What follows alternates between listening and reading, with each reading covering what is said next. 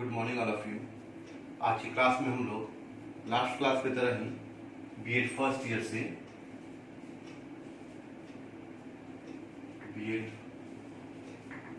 से paper C3 को पढ़ेंगे, जिसका टाइटल है लर्निंग एंड टीचिंग। तो आज की क्लास में हम लोग फिर से पेपर C3 को देखेंगे, लर्निंग एंड टीचिंग को। और लास्ट क्लास में जैसा कि मैंने बताया था कि नेक्स्ट क्लास जो भी होगा हम लोगों का, उसमें हम लोग क्वालिटीज ऑफ अ टीचर, मतलब एक अध्यापक के कौन कौन से गुण होते हैं उसके बारे में डिस्कस करेंगे। तो आज की क्लास में बेसिकली हम लोग इसी बात पे फोकस करेंगे कि एक अध्यापक में, चाहे वो अध्यापक कोई भी हो, एक अध्यापक में, एक आदर्श अध्यापक में ऐसा कौन कौन सा क्वालिटीज होता है, ऐसा कौन कौन से गुण होते हैं, उसी गुण के बारे में हम लोग आज डिस्कस करेंगे। तो आज की क्लास में हम लोगों को देखना है क्वालिटीज ऑफ अ टीचर, मतलब कि अध्यापक के गुण। एक अध्यापक में, एक टीचर में ऐसा कौन कौन सा क्वालिटीज होना चाहिए, उसके बारे में हम लोगों को डिस्कस करना है। तो कुछ इंपॉर्टेंट जो क्वालिटीज होने चाहिए टीचर में, उसको हम लोग बारी बारी से देखेंगे। तो जो पहला क्वालिटीज की अगर हम बात करें तो वो है कि एक टीचर को हमेशा अलर्ट होना चाहिए, यानी कि अलर्टनेस, उसमें जागरूकता होनी चाहिए। एक शिक्षक के अंदर जागरूकता होनी चाहिए किसी भी चीज के लिए, कि वह हर एक कार्य के लिए अलर्ट रहे। क्योंकि जब टीचर अलर्ट रहेगा तो साथ ही साथ बच्चे भी अलर्ट होंगे। और विद्यालय में किसी भी पेरेंट के लिए बच्चों को भेजने का सबसे बड़ा पर्पस यही होता है कि बच्चे का सर्वांगीण विकास हो, और वो सर्वांगीण विकास किसके द्वारा करना होता है? टीचर के द्वारा। तो कहीं ना कहीं एक आदर्श शिक्षक ही अच्छे बच्चों का फौज तैयार कर सकता है। तो सबसे पहला जो क्वालिटी है वो है अलर्टनेस। जब एक शिक्षक अलर्ट रहेगा तो उसको देख के ही बच्चे भी अलर्ट होंगे। सेकंड जो पॉइंट है वो है बिजनेस लाइक एटीट्यूड, काम करने की प्रवृत्ति। एक बिजनेसमैन को हम लोग हमेशा देखते हैं कि वो दिन रात अपने बिजनेस को प्रॉफिट दिलाने के लिए काम करने की इच्छा रखता है। वो ऐसा हर छोटा से छोटा, बारीक से बारीक रास्ता खोजता है, उसको देखता है, जिससे कि प्रॉफिट गेन कर सके। तो एक शिक्षक के अंदर भी काम करने का प्रवृत्ति ठीक बिजनेसमैन रखता है। जो थर्ड पॉइंट है वो है कोऑपरेटिव टीचिंग लर्निंग, यानी कि सहगामी शिक्षण अधिगम। सहगामी शिक्षण अधिगम से तात्पर्य है, यहाँ टीएलएम की बात भी की जा रही है कि टीएलएम के लिए बच्चों को डेवलप करने का कार्य कौन करता है? टीचर करता है। ताकि बच्चे जो भी सहगामी शिक्षण अधिगम है, जो भी हम लोग सीख रहे हैं शिक्षण के द्वारा, वो सहयोगात्मक भावना कौन डेवलप करेगा? टीचर डेवलप करेगा। उसके बाद जो पॉइंट है क्लैरिटी ऑफ पर्पस, यानी कि उद्देश्य का स्पष्टीकरण। एक टीचर के अंदर हमेशा यह गुण होना चाहिए कि वह उद्देश्य का निर्धारण पहले ही कर सके, गोल सेट कर ले कि हमें ये करना है या बच्चों से ये काम करवाना है। तो कहीं ना कहीं एक आदर्श शिक्षक के अंदर ये पर्पस होना चाहिए कि उसका उद्देश्य क्या है पढ़ाने का। उसके बाद है clarity of a subject matter, विषय वस्तु की स्पष्टता। विषय वस्तु से तात्पर्य है, क्योंकि कोई भी शिक्षक अपने अपने सब्जेक्ट में माहिर होते हैं। तो कहीं ना कहीं जो भी विषय वस्तु शिक्षक के द्वारा पढ़ाया जा रहा है, सबसे पहला काम तो उसमें ये होना चाहिए कि उस विषय वस्तु पे शिक्षक का फुल्ली कमांड हो।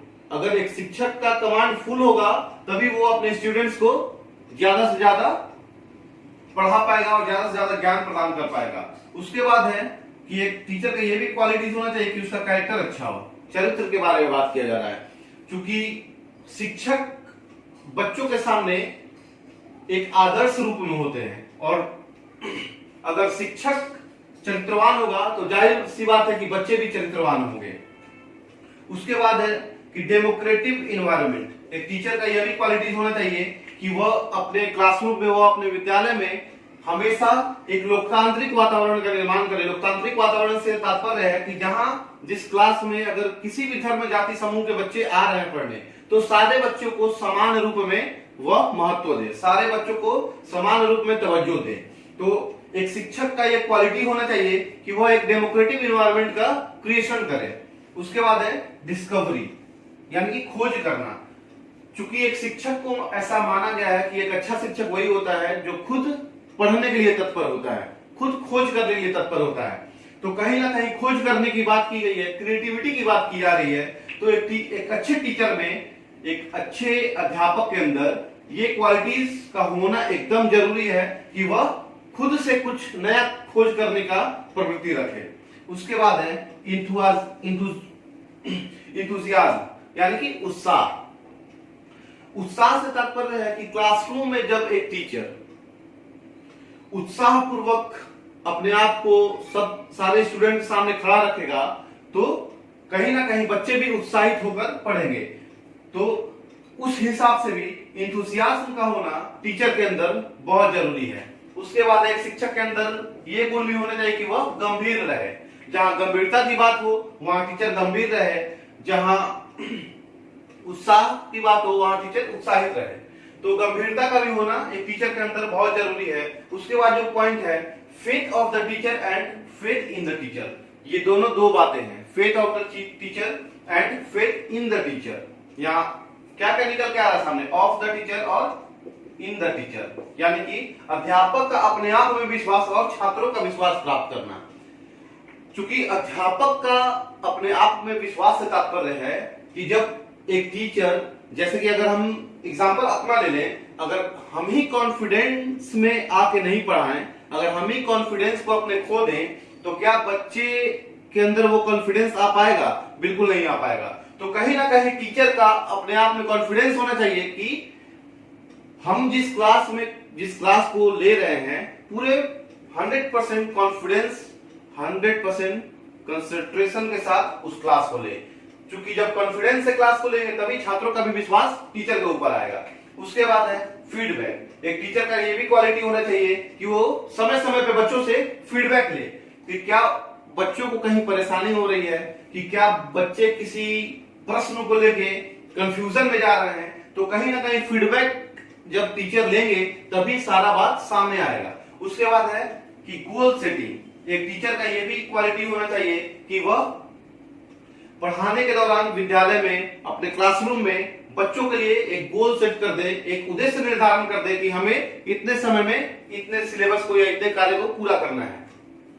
उसके बाद है ह्यूमन टच, यानी कि मानवीय दृष्टिकोण। एक शिक्षक के अंदर मानवीय दृष्टिकोण का भी होना जरूरी है। क्योंकि बहुत बार होता है कि कुछ बच्चों का, अगर मानवीय दृष्टिकोण की बात करें तो उसमें कुछ बच्चों का तबीयत खराब भी हो जाता है क्लासरूम में। तो वहां पे शिक्षक क्या करता है, शिक्षक को ये बोलना नहीं चाहिए कि नहीं तुम क्लास में ही बैठो, अगर तुम्हारा तबीयत भी खराब है तुम क्लास में बैठो। तो वहां पे शिक्षक को मानवीय दृष्टिकोण को लाना चाहिए और वो बच्चा जो कष्ट में है उसे फर्स्ट एड दिलवाना चाहिए। तो वहां पे मानवीय दृष्टिकोण का बात पूरा हो पाएगा। उसके बाद है हार्ड वर्क, यानी कि परिश्रम। एक शिक्षक को हमेशा परिश्रमी होना चाहिए। परिश्रमी इस सेंस में, हार्ड वर्कर इस सेंस में, ताकि वो बच्चों को जिस मुकाम तक पहुंचाना चाहता है, जिस रास्ते, वो परिश्रम करके अपने स्टूडेंट्स को वहां तक पहुंचा सके और उस गोल को पूरा करने में टीचर अपना 100% महत्वपूर्ण योगदान दे सके। अब जो नेक्स्ट टॉपिक है हमारे सामने वो है कि इम्पार्शियलिटी, मतलब निष्पक्षता। निष्पक्षता से तात्पर्य है कि एक शिक्षक के अंदर ये क्वालिटीज होना चाहिए कि वो बच्चों में निष्पक्ष, या हम कह सकते हैं कि बच्चों में निष्पक्षता का भाव रखें, यानी कि सारे बच्चे समानता, सारे बच्चे शिक्षक के लिए समान है। यहाँ पे समानता का समावेश होना चाहिए एक टीचर के अंदर। क्योंकि अगर एक टीचर किसी विशेष बच्चे को ज्यादा महत्व देता है तो कहीं ना कहीं इम्पार्शियलिटी पे इफेक्ट आता है। वो इम्पार्शियलिटी की बात नहीं होती है, वो निष्पक्षता की बात नहीं होती है। उसके बाद है इंस्पिरेशनल, यानी कि एक टीचर का ये क्वालिटी होना चाहिए कि वो क्लासरूम में जो भी क्लास ले, जो भी शिक्षण कार्य करे, वो प्रेरणादायक हो। किसके लिए? बच्चों के लिए। तो कहीं ना कहीं एक टीचर इंस्पिरेशन का काम करता है। उसके बाद है इंटरेस्ट, यानी कि रुचि उत्पन्न करना। एक टीचर का ये क्वालिटी होना चाहिए कि वो बच्चों में पढ़ाई के लिए या शिक्षण कार्य के लिए या किसी भी कार्य के लिए या विद्यालय के अंदर या विद्यालय के बाहर किसी भी प्रकार के कार्य के लिए रुचि उत्पन्न करने का कार्य करे। उसके बाद है जस्टिस, न्याय। एक एग्जांपल में हम लोग देखेंगे कि जस्टिस से क्या तात्पर्य। जस्टिस से तात्पर्य है कि अगर दो बच्चे आपस में झगड़ा करते हैं क्लासरूम में, तो एक टीचर का ये कर्तव्य बनता है और एक टीचर का ये क्वालिटी होना चाहिए कि वो जस्टिस करे दोनों के साथ में। ऐसा नहीं है कि जिसमें गलती हो उसको माफ कर दे और जो गलती नहीं किया है उसको सजा दिया जाए। तो न्यायपूर्ण विचारधारा का होना चाहिए टीचर। उसके बाद है नॉलेज, ज्ञान, क्योंकि टीचर से ही बच्चे ज्ञान प्राप्त करते हैं। तो एक टीचर के अंदर ज्ञान का होना बहुत ही आवश्यक है और ठोस ज्ञान जब तक नहीं होगा टीचर के पास, तब तक बच्चों को वो ज्ञान अच्छे प्रकार से नहीं दे सकता है। उसके बाद है लीडरशिप, यानी कि नेतृत्व की भावना। एक टीचर चूंकि विद्यालय में बच्चों का नेतृत्व करता है और विद्यालय समुदाय का हिस्सा है, तो कहीं ना कहीं एक टीचर में नेतृत्व की भावना होनी चाहिए। उसके बाद है लिंकिंग, यानी कि संबंध स्थापित करना। किस चीज में? पूर्व और अभी के और भविष्य में जो भी पाठ्यचर्या का रिलेशन है, उस पाठ्यचर्या में एक दूसरे से संबंध स्थापित करने का काम कौन करता है? टीचर करता है। उसके बाद है मोटिवेशन, यानी कि अभिप्रेरणा। हालांकि मोटिवेशन पे एक क्लास हम लोग डिस्कस करेंगे पूरे डिटेल्स में कि मोटिवेशन है क्या, अभिप्रेरणा से तात्पर्य क्या है, अभिप्रेरणा क्या है या अभिप्रेरणा किसे कहते हैं, उस पर हम लोग एक अलग क्लास में डिस्कस करेंगे। तो मोटिवेशन यानी कि अभिप्रेरणा, टीचर का यह काम है कि बच्चों को हमेशा प्रेरित करे अच्छे काम करने के लिए, बच्चों को हमेशा प्रेरित करे शिक्षण कार्य पूरा करने के लिए, बच्चों को हमेशा प्रेरित करे अपना जो भी सिलेबस है उसको पूरा करने के लिए और अच्छे तरीके से पढ़ाई करने के लिए। तो ये क्वालिटीज होना चाहिए टीचर में कि वो बच्चों को समय समय पे अभिप्रेरित कर सके। उसके बाद नीड्स ऑफ स्टूडेंट्स, यानी कि आवश्यकताएं। बच्चों को किन किन चीजों की आवश्यकताएं हैं क्लासरूम में या स्कूल में, ये कौन देखेगा? टीचर को ही देखना होता है। ये टीचर के अंदर ये क्वालिटी होना चाहिए कि वो नीड्स को समझे कि बच्चों को किस चीज की नीड्स है, बेसिक नीड्स क्या है उसको स्कूल में या क्लासरूम में। तो उसको जब तक डायग्नोस नहीं किया जाएगा, जब तक उस नीड्स को पहचाना नहीं जाएगा, तब तक हम बच्चे को नीड्स को फुलफिल नहीं कर सकते। और वो नीड्स कौन पहचानेगा? टीचर ही पहचान सकता है। उसके बाद है कि एक टीचर को हमेशा ओपन माइंडेड होना चाहिए, यानी कि नैरो माइंडेड नहीं होना चाहिए। नैरो माइंडेड से तात्पर्य है संकुचित मानसिकता का विचारधारा। तो बच्चे को जब तक एक टीचर ओपन माइंडेड नहीं होगा, बच्चे को ओपन माइंडेड बनाने में कामयाब नहीं हो पाएगा। उसके बाद है प्रशंसा करना। एक टीचर का ये क्वालिटी होना चाहिए कि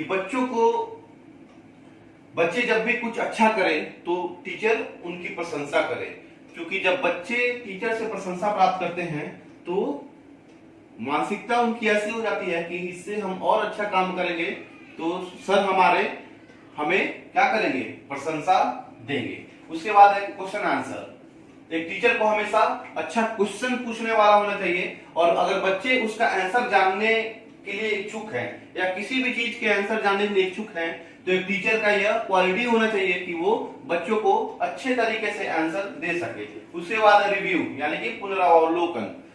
पुनरावलोकन से तात्पर्य है कि जो भी हम क्लास में पढ़ा चुके हैं, जो भी सिलेबस को पूरा कर चुके हैं, उसको फिर से रिव्यू करना, फिर से उसको थोड़ा तेज में पढ़ना या थोड़ा फास्ट चलना और देखना कि क्या हम लोग पढ़े हैं, क्या हम लोग सीखे हैं, क्या हम लोग देखे हैं।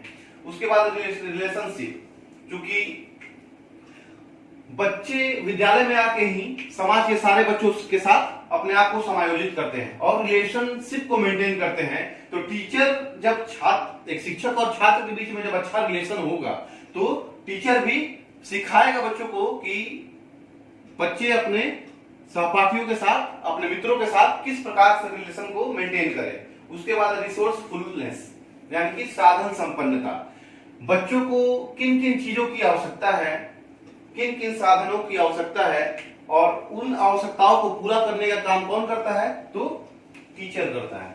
तो रिसोर्स का फुलनेस कौन करेगा, टीचर करेगा। उसके बाद सेल्फ कंट्रोल यानी कि आत्मनियंत्रण, एक शिक्षक को हमेशा अपने आप को कंट्रोल में रखना चाहिए, क्योंकि बच्चे विभिन्न प्रकार से आते हैं, विभिन्न समुदाय से आते हैं, विभिन्न परिवार से आते हैं और हो सकता है कि कोई बच्चा ऐसा भी हो जो आपको बहुत ही एक टीचर को केयर कर, और कोई बच्चा ऐसा भी हो जो कुछ बोलेगा ऐसा कि टीचर तुरंत गुस्से में आ जाएगा, तुरंत अपने क्रोध को जाहिर करने लगेगा। तो वहां पे सेल्फ कंट्रोल का होना बहुत ही आवश्यक है, क्योंकि सेल्फ कंट्रोल टीचर में जरूरी इसलिए भी है कि टीचर तुरंत आवेश में नहीं आए, क्योंकि टीचर अगर आवेश में आके बच्चों के साथ कुछ गलत कर दे तो ऐसा नहीं होना चाहिए। वो टीचर को चाहिए कि अगर बच्चे कुछ बोल भी दे रहे हैं तो अपने क्रोध को टीचर शांत कर ले और उस बच्चे के सवाल को उसी के हिसाब से अपने बातों से समझाए ताकि बच्चा समझ सके। उसके बाद है सेल्फ रिस्पेक्ट यानी कि आत्मस्वाभिमान। सेल्फ रिस्पेक्ट से तात्पर्य है कि सेल्फ रिस्पेक्ट के अंदर आत्मस्वाभिमान का समावेश होता है। हम कहते हैं ना, बोलचाल की भाषा में होता है कि हम कोई भी काम करेंगे वैसा कि जहां हम अपने आत्मस्वाभिमान को बेच के काम नहीं कर सकते हैं, यानी कि जो मेरा सेल्फ रिस्पेक्ट है वो सबसे प्राइम है। तो जब हम अपना सेल्फ रिस्पेक्ट करेंगे तो बच्चे भी उस सेल्फ रिस्पेक्ट को अपने अंदर डेवलप कर पाएंगे। उसके बाद है विजुअल एड्स यानी कि सहायक सामग्री। टीचर में एक क्वालिटीज होना चाहिए कि जब टीचर पाठ को पढ़ाता है तो वहां पे किस सहायक सामग्री का आवश्यकता है, उसको समय पे उस सहायक सामग्री का यूज कर सके और बच्चों को सिखा सके। अगर एग्जांपल में हम देखें कि कोई टीचर ऐसा है कि जहां उसे, जैसे सहायक सामग्री कौन कौन सा होता है, श्रव्य सामग्री, दृश्य सामग्री और श्रव्य दृश्य सामग्री।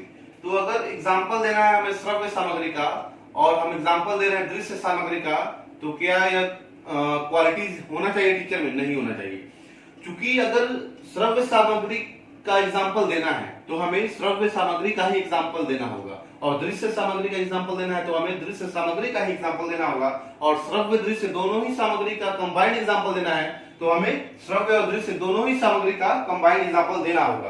क्योंकि जब एग्जांपल एक टीचर देगा सहायक सामग्री का एकदम समय के रूप से, तो कहीं ना कहीं बच्चा भी सीखेगा कि किस समय में हमें किस चीज का यूज करना है। उसके बाद लास्ट वॉइस मॉड्यूलेटेड यानी कि उचित स्वर। एक टीचर में ये क्वालिटीज एकदम होना ही चाहिए कि एक टीचर का जो वॉइस वोकल कैपेसिटी है वो एकदम फ्रेश हो। वॉइस मॉड्यूलेटेड, जो उचित स्वर की बात की जा रही है, स्वर ऐसा होना चाहिए कि क्लासरूम के हिसाब से उसका आवाज, उस टीचर का आवाज होना चाहिए। अब ऐसा नहीं कि हॉल बहुत सा बड़ा है और टीचर धीमा बोल रहा है, ऐसा भी नहीं होना चाहिए कि क्लासरूम छोटा है और टीचर बहुत ही जोर से बोल रहा है कि बच्चे के कान तक जाने में बच्चे उसे इरिटेट हो। तो उस बात को ध्यान में रख के ही टीचर को अपना वॉइस देना चाहिए। तो इस प्रकार हम लोग इस आज की क्लास में हम लोग डिस्कस कर लिए कि यही सब कुछ मुख्य क्वालिटीज हैं जो टीचर के अंदर होना चाहिए, यानी कि एक अध्यापक के अंदर कौन कौन से गुण होने चाहिए मुख्य रूप से, उसके बारे में हम लोगों ने देखा। और मैं आशा भी करता हूं कि जो भी पॉइंट हम लोग देखे हैं, ऐसा कोई भी पॉइंट नहीं होगा जहां पे कंफ्यूजन क्रिएट होगा। अगर इनकेस अगर किसी को कंफ्यूजन होता है तो आप कमेंट बॉक्स में कमेंट कर दीजिएगा कि सर इस पॉइंट में हमें यहाँ पे दिक्कत आ रही है, तो मैं फिर से कोशिश करूंगा उसे क्लियर करने का। अब नेक्स्ट क्लास में हम लोग देखेंगे इसी से रिलेटेड एक और टॉपिक तो अब नेक्स्ट क्लास जो भी हो हम लोगों का, उसमें हम लोग देखेंगे कि बाल केंद्रित अधिगम और सब्जेक्ट यानी कि विषय केंद्रित अधिगम किसे कहते हैं और ये क्या है। तो नेक्स्ट क्लास में हम लोग इसी को देखेंगे, बाल केंद्रित अधिगम, शिक्षक केंद्रित अधिगम और विषय केंद्रित अधिगम। क्योंकि अधिगम सीखने से ताल्लुक रखता है, तो बाल केंद्रित अधिगम में क्या होता है, शिक्षक केंद्रित अधिगम में क्या होता है और विषय केंद्रित अधिगम में क्या होता है, इसी के बारे में हम लोग नेक्स्ट क्लास में डिस्कस करेंगे। Thank you.